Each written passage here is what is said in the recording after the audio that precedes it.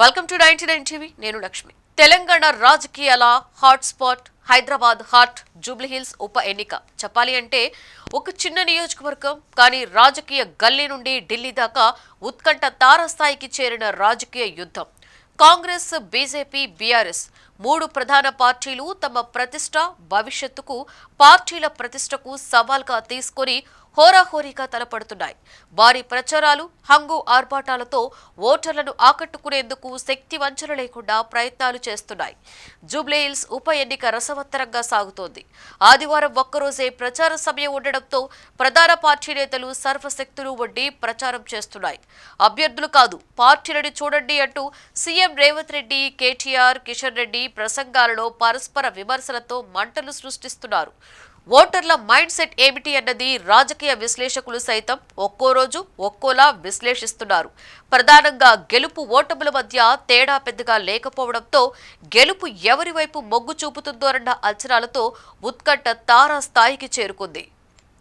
జూబ్లీహిల్స్ గల్లీ గల్లీలో ఓటర్లను మూడు పూటల బిర్యానీలతో, రాత్రికి మద్యం మత్తుతో, నిరంతరం జలసాలతో సాగిపోయేలా చేస్తున్నాయి. జూబ్లీహిల్స్ రాజకీయ రణం నేతల కంటే పార్టీలకు కలియుగ కురుక్షేత్ర యుద్ధంలా మారింది.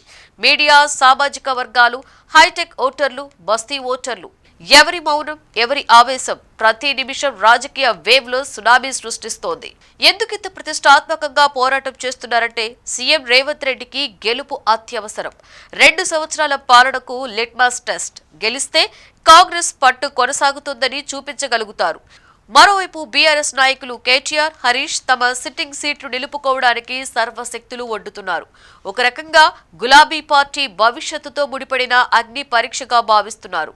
కేంద్ర మంత్రి కిషన్ రెడ్డి జూబ్లీహిల్స్ కేంద్ర పరిధిలోనే ఉండడంతో అధికారిక విధులను పక్కన పెట్టి రాత్రింబవళ్లు ప్రచార వ్యూహాన్ని, కొత్త ఎత్తుగడలతో పార్టీ శ్రేణుల్లో జోష్ నింపే ప్రయత్నం చేస్తున్నారు.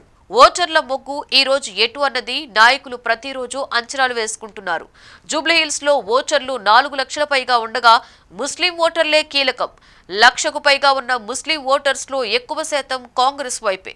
జూబ్లీహిల్స్ ఫలితాన్ని నిర్ణయించడంలో కీలక పాత్ర పోషించే ఓటర్లు ముస్లింల తర్వాత బస్తీ ఓటర్లే. వీరి సంఖ్య కూడా చాలా ఎక్కువే. జూబ్లీహిల్స్ బస్తీ ఓటర్స్ లో క్రిస్టియన్స్ 26,000, ముస్లింలు 23,000 మంది ఉన్నారు. నేతలు బస్తీల్లోని ఓటర్ల పాత అప్పులు, బకాయిల, పంచాయతీల సెటిల్మెంట్స్ క్లియర్ చేస్తూ వారి ఓట్లను కైవసం చేసుకునే దిశలో ప్రయత్నాలు సాగిస్తున్నారు. ప్రత్యర్థుల ప్రచారం, హైటెక్ ఓటర్ల మౌనం, బస్తీ ఓటర్ల ఆవేశం ఇది కేవలం ఓటు కాదు, ఇది పవర్ మైండ్ సెట్ పరీక్ష. జూబ్లీహిల్స్ తీర్పులో cash, power, class and counter strategy కీలకం కానుంది. ప్రధాన నేతలు దాదాపుగా నియోజకవర్గంలో ఇల్లిల్లు తిరుగుతున్నారు. గల్లీలలో, అపార్ట్మెంట్స్ లో వ్యక్తిగతంగా కలుస్తూ చెమటోడుస్తున్నారు. డబ్బు కోసం ఓటర్లు నేతలకు అడ్డంకులు సృష్టించే ప్రయత్నాలు స్థానికంగా చర్చనీయాంశంగా మారాయి. యథాప్రజా తథారాజా అన్నట్లుగా పార్టీల నేతలు కూడా ఓటర్స్ ను క్రియేటివ్ రూట్స్ లో కలుస్తున్నారు. ప్రతి ప్రసంగం, ప్రతి సమావేశం ఈ ఎన్నికలు సత్తా, భవిష్యత్, ప్రతిష్ట పరీక్ష. ఒక రకంగా చూస్తే జూబ్లీహిల్స్ ఉప ఎన్నిక రేవంత్ రెడ్డి పాలనకు రెఫరెండం మాత్రమే కాదు, కేంద్రంలో మోదీ పాలనకి కూడా తెలంగాణ ఓటర్ల రెఫరెండం లాంటిదే. రాహుల్ గాంధీ ప్రతిష్ట పెరిగిందా, తగ్గిందా? ఓటరు మద్దతు ఉందా? దేశవ్యాప్తంగా బీజేపీ అరాచకాలను ఎదురిస్తున్న రాహుల్కి ప్రజలు మద్దతుగా ఉన్నారా తెలుసుకునేటువంటి పరీక్ష.